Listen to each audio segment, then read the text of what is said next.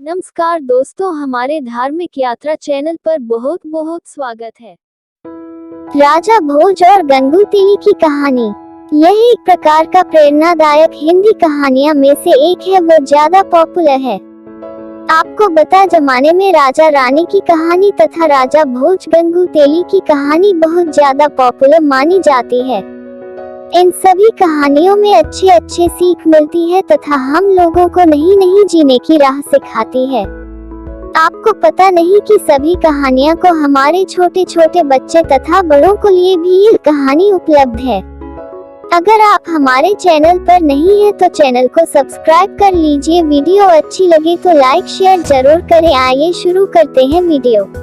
किसी पुराने जमाने में राजा भोग नामक एक राजा रहा करता था। वह राजा बहुत ज्यादा प्रचलित था क्योंकि उसे बुद्धि के जैसे राज्य से लेकर दूसरे राज्य तथा देश प्रदेश तक फैला हुआ था। राजा भोज अपनी जनता से बहुत ज्यादा स्नेह करती है। आप ऐसा मान सकते हैं कि वह अपने परिवार से बहुत ज्यादा प्यार रखा करता था। तेज तर्रार और शक्तिशाली तथा बुद्धि से भी उतना ही शक्तिशाली होता था। क्योंकि राजा भोज एक बहुत ही अच्छी मानसिकता और नेक दिल इंसान का राजा था। उसी जमाने में प्रजा उसको देवता की तरह पूजा जाता था और राजा से प्यार किया जाता था। राजा अपनी प्रजा का हाल जानने के लिए कभी कभी माँ से बाहर जाया करता था। वह हमेशा से ही अपनी माँ से बाहर अपनी प्रजा का हाल जानने के लिए रात में भेष बदलकर इधर उधर घूमा करता था। एक दिन की बात है, राजा जब अपनी भेष बदल कर राज्य में इधर उधर घूम रहे थे तभी अचानक एक झोपड़ी से आवाज सुनाई देती है। उस झोपड़ी में एक छोटा सा चिराग जला होता है। राजा उसे जो पड़ेगी और नजदीक सुना जाता है बातें सुनने के लिए। उस घर में एक ब्राह्मण तथा एक ब्राह्मणी जिसकी उम्र बहुत ज्यादा हो गई थी। हुआ जान फिर नहीं सकती थी, इसी कारण से वह चाहता था कि राजा के पास जाएं और अपने लिए कुछ दान की व्यवस्था करें ताकि उनकी जिंदगी का गुजारा हो सके। अगली सुबह में ठीक है ऐसा ही कहता है, वह राजा के दरबार में जाता है और कहता है कि मैं एक बहुत गरीब ब्राह्मण हूँ, मेरा बेटा बेटी कोई नहीं इस दुनिया में, मैं सबसे अकेला हूँ, अपनी पत्नी के साथ एक छोटी सी झोपड़ी में रहता हूँ, कृपया करके मुझ पर दया कर मुझे कुछ खाने पीने की व्यवस्था करते हैं ताकि नई जिंदगी आसान हो सके। मैं बहुत ज्यादा बुढ़ा हो चुका हूँ, अब मैं कहाँ से काम करूँगा, कहाँ से अपने परिवार की खाने पीने की व्यवस्था करूँगा। राजा को उस पर दया जाता है और वह उसे अपनी जिंदगी जीने के लिए 100 सोने के सिक्के दे देता है। बूढ़ा ब्राह्मण खुशी खुशी अपने घर जाता है और वह 100 सोने के सिक्के एक लकड़ी के संदूक में रख देता है। लेकिन जो सुबह उनकी आंख होती है तो होगा देखता है कि उसकी संदूक में एक भी पैसे नहीं है। वह ये देखकर आश्चर्यचकित रह जाता है क्योंकि सामने ही उसने 100 सोने के सिक्के अपनी संदूक में रखे थे, लेकिन सुबह होने तक उसकी संदूक में एक भी पैसा नहीं था। अगली सुबह वही ब्राह्मण फिर राजा के दरबार में पेश होता है और जब वह सारी बात बताता है में राजा को फिर उस पर तरस आ जाता है। राजा फिर आदेश देता है अपने मंत्रियों को कि इस बूढ़े ब्राह्मण को फिर से 100 सोने के सिक्के दिए जाए। राजा का हुक्म का पालन होता है और उनके मंत्री उस ब्राह्मण को फिर से 100 सोने के सिक्के दे देते हैं। राजा भोज की मृत्यु कैसे हुई? अगली बार जब वह अपने घर जाता है अपने पास पैसा रहता है और फिर सो जाता है। जैसे ही शुरू होती है फिर से ब्राह्मण मान दिखता है कि उसके पास पैसे नहीं है। वह बहुत ज्यादा आश्चर्यचकित हो नहीं रहा हो जाता है क्योंकि उनके पास एक और सोने के सिक्के थे, उनकी जिंदगी आसान से गुजर सकती थी, लेकिन पता नहीं रात भर में कहाँ चल जाता था। ब्राह्मण का राजा के दरबार में फिर पेश होता है और राजा को सारी बात बताता है। राजा फिर से अपनी मंत्रियों को कहता है कि इस ब्राह्मण को फिर से कुछ सोने के सिक्के दे दिए जाएं। ऐसा ही होता है, राजा का हुक्म का पालन किया जाता है और उनके मंत्री 100 सोने के सिक्के फिर से ब्राह्मण को दे दिया जाता है। अब तो राजा को इनके बात पर कुछ संदेह हो रहा था। राजा सोच रहा था कि आखिर कहाँ रात भर मिल के पैसे कौन लेकर जाता है। तीसरी बार जब ब्राह्मण पैसे लेकर गया तो राजा भोज उस दिन सोचा कि आज मैं रात में अपनी फेस बदलकर इसके घर के नजदीक जाऊंगा। देखता हूँ रात भर में इनके पैसे कौन लेकर जाता है। वह रात में ऐसा ही कहता है। वह अपना भेष बदल कर बुरा बुरा मान के घर के नजदीक चला जाता है और वहीं बैठ जाता है। रात भर तो किसी भी प्रकार का कोई हरकत नहीं हुआ था, लेकिन रात की तीसरे पहर में एक आदमी आता है और राजा के पैसे को उस बुढ़ा ब्राह्मण धीमान कर ले जाता है। राजा ये देखकर आश्चर्यचकित हो जाता है, क्योंकि जो व्यक्ति उसे घर 100 सिक्के लेने के लिए आया था वह बिल्कुल भी राजा के जैसा ही प्यारा जाकर डुप्लीकेट था। मेरा यहाँ कहने का मतलब यह है कि यह आदमी ब्राह्मण के घर से पैसे लेकर ज्यादा था। वह बिल्कुल राजा की तरह दिखता था। राजा उस व्यक्ति को रोककर पूछता है कि इस बुढ़े ब्राह्मण से क्या दिक्कत है जो तुम हर रोज इनके पैसे को लेकर चला जाता है। तभी वह व्यक्ति कहता है कि यह जो निर्धनता गुजर रहा है इन पर यह उसके पिछले जन्मों के कर्मों का फल है, और बाद में कोई भी इसे दान देकर इसे अमीर नहीं बना सकता है, क्योंकि कुदरत का नियम है कि जो जैसा करता है वैसा भरता है। और इन्होंने अपनी भी जिंदगी में कुछ ऐसा काम किया कि इसके बदले में से इस जन्म में इस तरह गरीब बनाकर भेजा गया है। आप चाह कर भी इसके भाग्य को नहीं बदल सकते हैं, क्योंकि सभी लोगों को अपने किए गए पिछले कर्मों का फल तो उन्हीं को भुगतना होगा। राजा भोज की कहानी। उसके बाद राजा कहता है कि नहीं, माफ कर दो, अगर रिया हो तो इसके बदले में तुम मुझे सदा सजा दे दो जो सजा देना चाहते हो। तभी वह व्यक्ति रहता है, ऐसा नहीं हो सकता है। जो व्यक्ति जैसा कर्म करता है बाद में उसे वैसा ही फल मिलता है। इसे ही नहीं करनी इन्होंने किया है, फनी नहीं भी मिलेगा। बात अगर सजा की है तो आपको भी आपके पिछले कर्मों की फल जरूर मिलेगा, और आपने जो भी मिले जन्म में कार्य किया होंगे उनके बदले इस जन्म में सभी हिसाब किताब बराबर होंगे। एक बार की बात है, महाराज आपने हनोका सदा सिपाहियों के साथ साथ में कुछ मंत्रियों के साथ शिकार पर निकलता है। शिकार पर निकालने के बाद राजा को कहीं दूर एक जानवर दिखाई देता है। जल्दीबाजी में वह बिना मंत्री तथा नौकर को बताए ही अलग रास्तों से कहीं दूर निकल जा पड़ता है। चलते चलते राजा को उसकी सीमा का अंत तक पहुंच जाता है। साथ ही वहां एक गहरी खाई दिखाई देती है। राजा का घोड़ा उस गहरी खाई में कूद जाता है। गिरकर कर लहूलुहान होकर वह अपने राज्य के दूसरे सीमा तक पहुंच जाते हैं तथा अपनी सीमा से हटकर दूसरे राजा की सीमा में चले जाते हैं।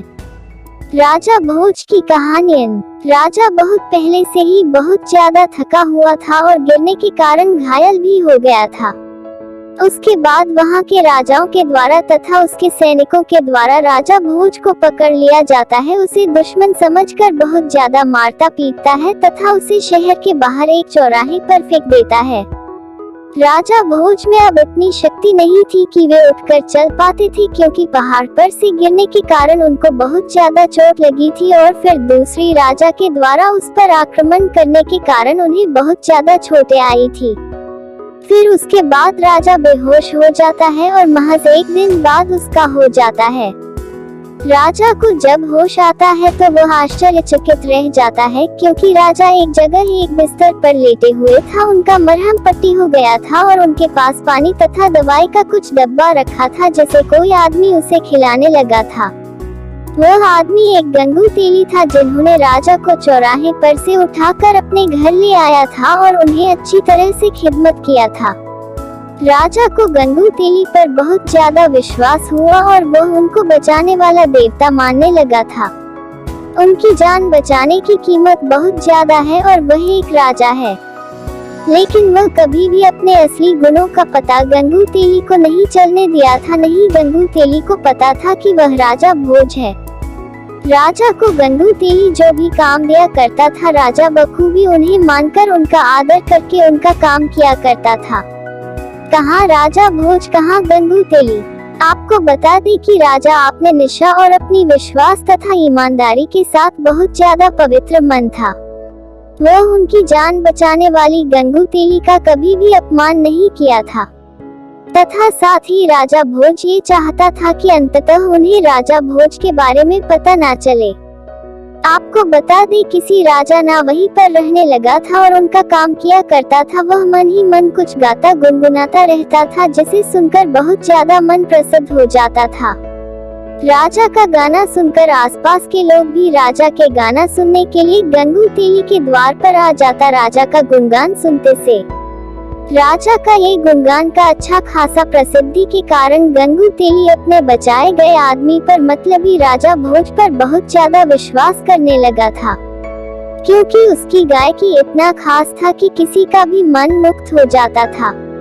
एक दिन वहाँ के राजा के द्वारा पूरे शहर में पूरे राज्य में जाएगा ना होता है कि राज दरबार में गायकों की जरूरत है, जिसे भी गायकी की पसंद है, जो भी गायक का काम करता है वह सभी राज दरबार में पे। फिर उसके बाद राजा बेहोश हो जाता है और महज एक दिन बाद उसका हो जाता है। राजा को जब होश आता है तो वह आश्चर्यचकित रह जाता है, क्योंकि राजा एक जगह एक बिस्तर पर लेटे हुए था। उनका मरहम पट्टी हो गया था और उनके पास पानी तथा दवाई का कुछ डब्बा रखा था, जिसे कोई आदमी उसे खिलाने लगा था। वह आदमी एक गंगू तेली था, जिन्होंने राजा को चौराहे पर से उठाकर अपने घर ले आया था और उन्हें अच्छी तरह से खिदमत किया था। राजा को गंगू तेली पर बहुत ज्यादा विश्वास हुआ और वह उनको बचाने वाला देवता मानने लगा था। उनकी जान बचाने की कीमत बहुत ज्यादा है और वह एक राजा है, लेकिन वह कभी भी अपने असली गुणों का पता गंगू तेली को नहीं चलने दिया था। नहीं गंगू तेली को पता था कि वह राजा भोज है। राजा को गंगू तेली जो भी काम दिया करता था, राजा बखूबी उन्हें मानकर उनका आदर करके उनका काम किया करता था। कहाँ राजा भोज, कहाँ गंगू तेली। आपको बता दें कि राजा आपने निष्ठा और अपनी विश्वास तथा ईमानदारी के साथ बहुत ज्यादा पवित्र मन था।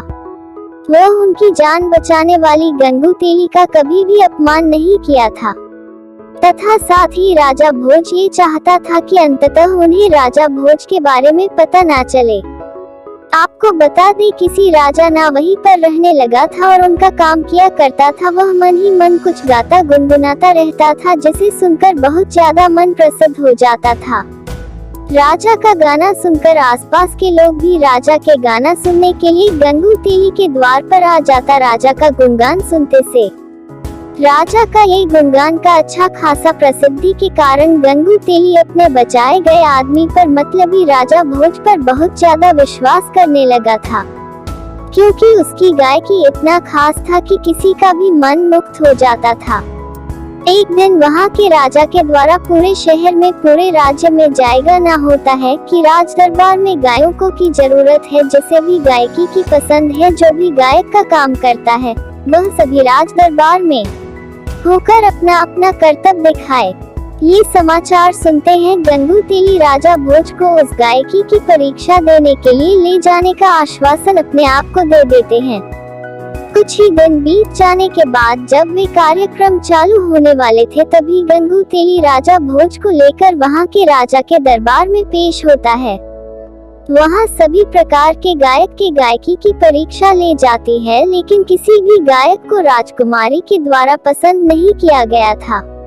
फिर राजा की तरफ से आया आवाज आता है कि है किसी में हिम्मत तो मेरी बिटिया कुमारी को अपनी गायकी से खुश करके दिखाओ, मैं उसकी शादी राजकुमारी से करवा दूंगा। बारी बारी सभी लोग जाते हैं और गायकी में फेल होकर आते हैं। अंत में बारी राजा भोज की आती है। वह जब जाते हैं गाते हैं तो सभी लोगों का मन बहुत हो जाता है और सभी लोग उनकी गायकी में डूब जाते हैं। तभी राजकुमारी द्वारा राजा गोश्त को गायकी के लिए पसंद कर लिया जाता है। लेकिन फिर राजा का सवाल होता है कि क्या तुम एक राजा हो? अगर तुम्हें एक राजकुमार होगी तभी तुम मेरी राजकुमारी से शादी कर पाओगे। राजा भोज का इतिहास। राजा भोज जब खुले बदन गाना गा रहा था तो लोगों ने देखा कि उनकी लंबी चौड़ी पीठ सदा हाथ में एकदम तलवार के छाले पड़े हुए हैं। सभी लोगों ने सोचा कि यह एक राजा हो सकता है या राजा राजकुमार के भेष में कोई राजा ही है जिसके गायक कितनी ज्यादा बहुत मधुर है। उसके बाद राजा ने राजा भोज को एक जगह पर बैठाया और अपनी सभी विद्वानों को कहा कि इसका अंदाजा लगाओ, सही सही किया, यह एक राजकुमार है। सभी लोगों ने एक एक करके देखा और सभी ने बताया कि जी हाँ, इसकी पहचान तो एक नाचू मार के रूप में होती है। तभी राजभोज ने भी अपनी सही सही बात बता दिया और राजा को खड़ा कर दिया, मैं राजकुमार हूँ और मेरा बगल वाला राज हमारा है। मैं किसी कारणवश आपके राज्य में आ गया था और आपके सैनिक ने मुझे मारपीट कर चौराहे पर फेंक दिया था। फिर मुझे इस गंगू तेली ने उठाकर सही किया और मेरे स्वास्थ्य का ख्याल रखना, मैं इनका हमेशा कर्जदार रहूंगा। उम्मीद करते हूँ हमारी ये वीडियो अच्छी लगी होगी। ऐसी ही और वीडियो देखने के लिए चैनल को सब्सक्राइब, लाइक और शेयर जरूर करें। आपका